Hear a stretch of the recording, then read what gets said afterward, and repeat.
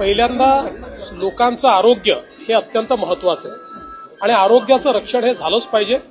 त्यासोबत काही आस्थेचे विषय आहेत, तर ते आस्थेचे जे विषय आहेत तेही आपण त्या ठिकाणी त्याची काळजी घेऊ शकतो, त्यातनं मार्ग काढू शकतो। काही अशा ठिकाणी देखील आपण फिडिंगची व्यवस्था करू शकतो की ज्या ठिकाणी वस्ती नाहीये किंवा कंट्रोल फिडिंगचा एक मागे विषय आहे, काही लोकांनी सांगितला होता।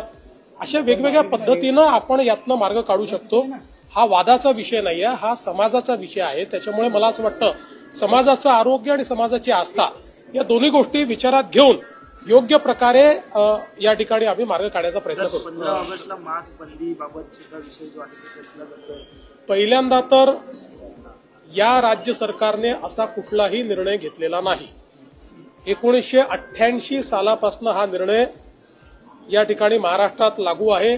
88 साली याचा GR काढण्यात आलेला आहे।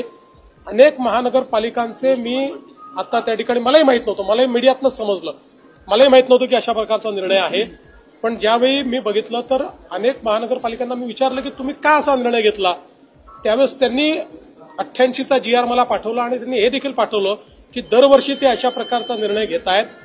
अगदी उद्धव ठाकरे मुख्यमंत्री होते तेव्हाही त्यांनी घेतलेल्या निर्णयाची प्रत त्यांनी मला पाठवली, जी तुमच्याकडे मी कधीही त्या ठिकाणी देऊन देईल।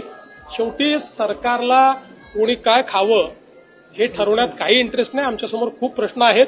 त्यामुळे मला असं वाटतं की विनाकारण 1988 साली घेतलेला निर्णय आणि आज मात्र त्याच्यावर अशा प्रकारे वादंग तयार करायचा जणू काय आमच्या सरकारने निर्णय घेतला आणि काही लोक तर इथपर्यंत पोहोचले की ते शाकाहारी खाणाऱ्यांना नपुंसक म्हणायला लागले, इथपर्यंत लोक पोचायला लागले। तर हा मूर्खपणा बंद केला पाहिजे। अशा प्रकारे शाकाहारी, नपुंसक आणि मांसाहारी हे ज्याला जे खायचं तो ते खातोय। आपल्या देशात जे काही संविधानाने अलाव केलंय ते प्रत्येकाला जगण्याचा अधिकार आहे। आमच्या सरकारने घेतलेला हा निर्णय नाही, हा जुन्या सरकारनेच घेतलेला निर्णय आहे।